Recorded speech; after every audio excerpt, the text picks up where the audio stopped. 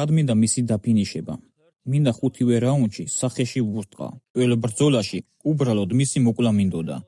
უმარ 3-ვე რაუნდი 30-27 მოიგე. ბრძოლის შემდეგ თავს როგორ გრძნობ? შესანიშნავად ვარ, მაგრამ ბევრი რამ აქვს გამოსასწორებელი. თუ გავიხსენებთ ხაბიბს, როგორი იყო ის? მე ყოველთვის ვცდილობ მას ავით მოვიქცე, მაგრამ ეს ძალიან ძნელია. შეიძლება ითქვას, რომ შეუძლებელიც კი.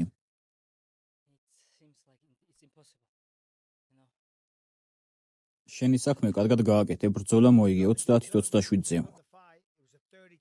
ხედავ, რომ სულ თქვა ცოტა კიდევ გიჭირს, მაგრამ ეს იმიტომ, რომ ის ოქტაგონში დატოვე.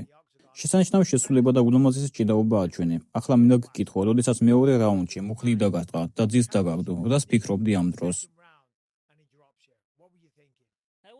ვერც კი წარმოვიდგენდი, რომ ამას გააკეთებდა, რადგან კარგად ვიცი ჩემი სხეული. ძალიან მოქნილი ვარ და მსგავსი სიტუაციებიდან თავის დაძვრენა შემიძლია. ასე რომ, ამაზე ასე ვფრთხილობდი. ამ დარტყმამ ოდნავ მაინც არ შეგატყია რამე მსგავსი? დიახ, ვიცოდი, რომ შემოუტრიალდებოდი, იმიტომ რომ ვგრძნობდი, რასაც ცდილობდა, მაგრამ ჩემს სხეულს კარგად ვიცნობ. დადბაშიც კი ვერავინ მიხერხებს ამას. მე ყოველთვის გველივით შემიძლია მოძრაობა. გონი შენი მომენტზე საუბრობ, როდესაც ფეხი დაგიჭირა. დიახ. მაგრამ მე მუხლის დარტყმის მომენტზე ვსაუბრობდი. ასე ვჩხუბობდით. უბრალოდ როგორც ვარჯიშის დროს ატარებ დარტყმას, მსგავსი იყო. რთული არაფერი. ვთქვი, რომ ვცდილობ ხაბიბს მიბაძო, მაგრამ ეს შეუძლებელია. რაიმე მოტივაციას გაძლევს მისი მემკვიდრეობის გამეორება და მის დონესთან მიახლოვება, თუ უბრალოდ გინდა, რომ ამ გზის ნაწილად დარჩე?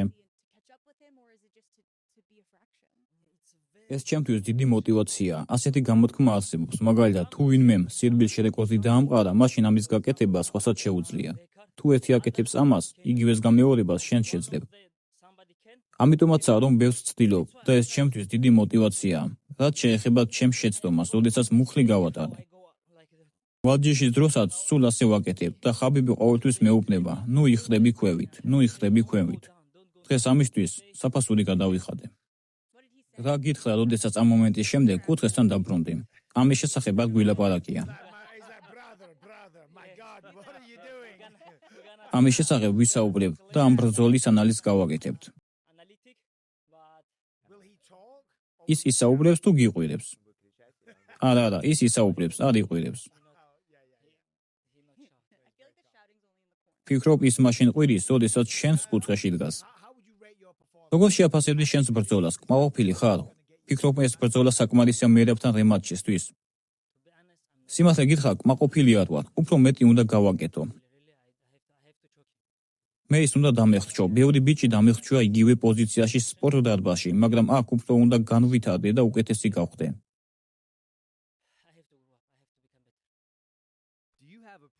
გაქვს რაიმე უპირატესობა ან სურვილი, ვისთან გისჩევნია ბრძოლა? მერაბთან, ვისთანაც საკმაოდ კონკურენტული ბრძოლა ჰქონდა, თუ პიოტრ იანთან?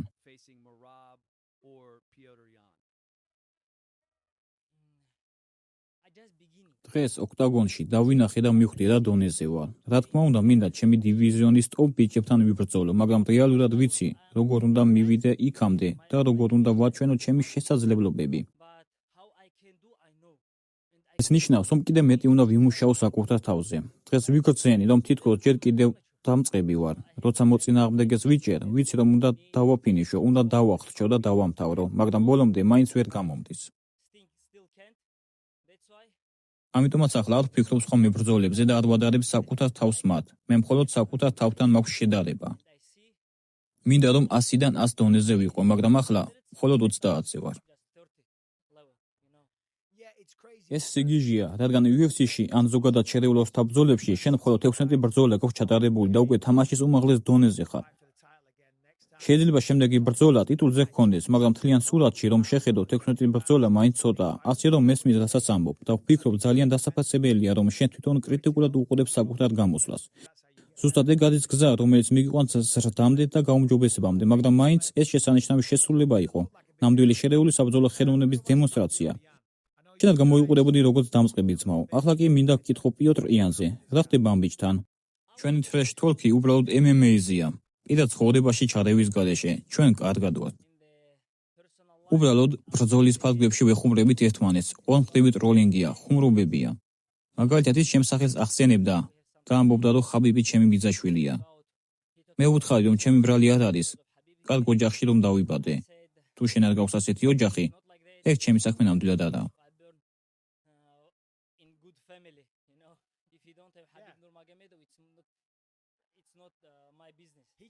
ნამდვილად, შენს მაგივრად ხაბიბი ხომ ვერ მოიგებს ბრძოლებს. დიახ, ის მეხმარება ყოველთვის ჩემს გვერდითაა, მაგრამ ოქტაგონში მე ვიყავი მხოლოდ. ვინმე ნახა როგორ იბრძოდა ხაბიბი დღეს? არა, მსგავსი არაფერი გვინახავს. სწორედაც, ეს მე ვიყავი, ასია. პიოტრიანი კარგი ბიჭია, ასე რომ თუ ის გაიმარჯვებს, შემდეგში ალბათ ჩვენ ვიბრძოლებთ.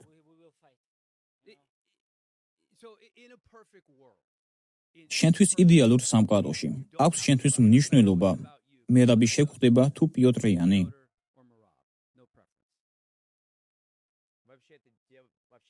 შურის ძიება მინდა. მერაბთან დაწყებული საქმე უნდა დავასრულო. მინდა რომ ზიანი მივაყენო. არ მინდა მისი დაფინიშება. მინდა ხუთივე რაუნდში სახეში ვურტყა. კარგი იქნება ტიტულის და შურის ძიებაც ერთ მატჩში. ნახოთ როგორ იქნება. როგორ განვითარდება მოვლენები. ამას გადამწყვეტი მნიშვნელობა არ აქვს. თუ შემდეგი მერაბთან მოგიწევს ბრძოლა, როგორ ფიქრობ, რა უნდა შეცვალო შენი წინა ბრძოლიდან? რა უნდა გააკეთო განსხვავებულად?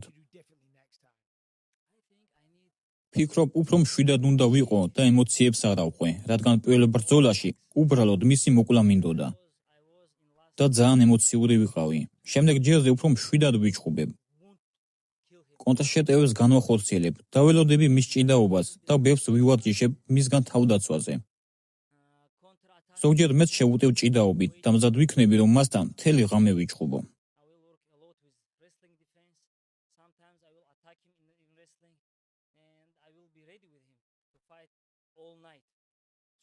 აღნიშნე, რომ პირველ ჩხუბში ემოციური იყავი. ეს იმიტომ, რომ ტიტულზე იყო ბრძოლა?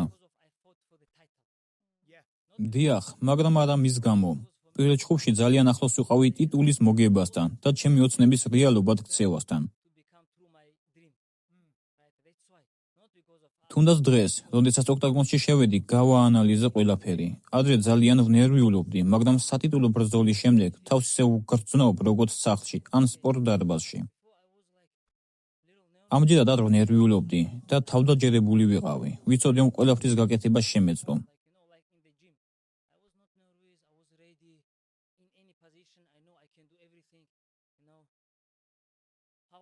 ასე ვთქვათ, კიდე ბევრი რამ აქვს გასაუმჯობესებელი. როგორ აგიხსნათ, დამავიწყდა. რუსულად ასე გამოითქმის.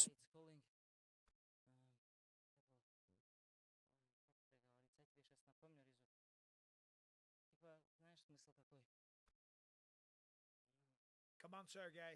This is your moment. This is the time for the translator to shine. YouTube-ზე დავპოსტავ, როცა გავიხსენებ. შენ საქმე სოციალურ მედიაში იტყვი, როგორც ნამდვილი ახალგაზრდა, როგორც ნამდვილი მილანიელი. ეგ გამოთქმა გონებაში მაქვს, მაგრამ კარგად ვერ ვიხსენებ. ეს იდეალურია პოდკასტისთვის, იმიტომ რომ ყველანი ახლა შენს Twitter-ზე გადავლენ, რომ ნახონ, რა სიტყვი ხვალ. მაგრამ გონია ცოტა ინტრიგა დატოვე ხალხისთვის. ეგ მომწონს. რასაც მე ვგრძნობ ახლა არის ის, რომ შენ თავს ბევრად უფრო კომფორტულად იგრძნობ შემდეგ სატიტულო ბრძოლაში. კი, 100%-ით ასია. მზად ვიქნები, რადგან ეს ძალიან მნიშვნელოვანი მომენტია. ბევრს ვიმუშავებ, სხვა გზა არ მაქვს, ოცნება უნდა ავისრულო. ხოლო დავიძინებ, შევჭამ და ვივარჯიშებ. რამდენად დიდ ზეწოლას განიცდიდი კემპის ან ამ ბრძოლის დროს, იმის გამო, რომ მერაბთან დამარცხდი და დაუმარცხებელი აღარ ხარ.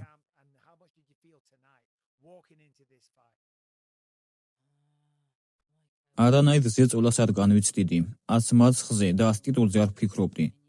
დღეს უბრალოდ მინდოდა ოქტაგონში შევსულიყავი და ეს ბრძოლა მომეგო.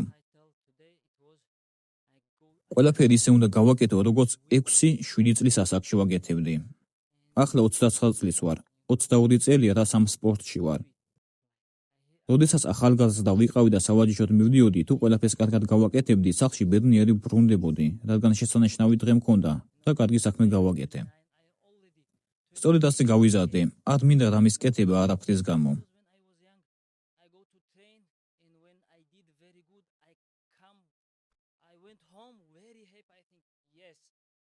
რა თქმა უნდა, ქამარი უნდა მოვიგო. ეს საქმე მიყვარს. ამ საღამოს კარგად გავესტე. ნახე ის როგორც იბრძოდა და მასზე ბევრად სწრაფი ვარ. ვიცი რომ შემიძლია ბევრად უკეთესი გავხდე.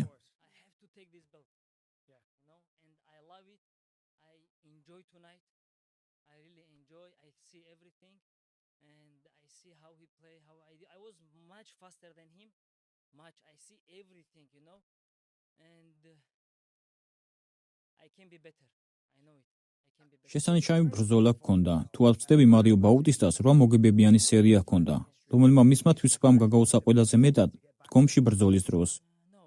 არაფერს გაუკვირვები ვარ, მხოლოდ ერთი რამ, რომ ის დახჭობა ვერ მოვახერხე. დარბაზში იგივე ყველასთან გამომდის. შესაძლოა ეს ხელთათმის ბრალი იყო, რადგან მის გარეშე უფრო ადვილია მეტოქის მოხრჩობა. მაგრამ მისი თავდაცვა კარგი იყო. ხანდახან შენი მოწინააღმდეგე გაჩვენებს, თუ რაზე უნდა იმუშაო უფრო მეტად. დღეს მან მაჩვენა, რომ საბმიშენზე და ფინიშზე მაქვს სამუშაო, საბმიშენით ფინიშზე.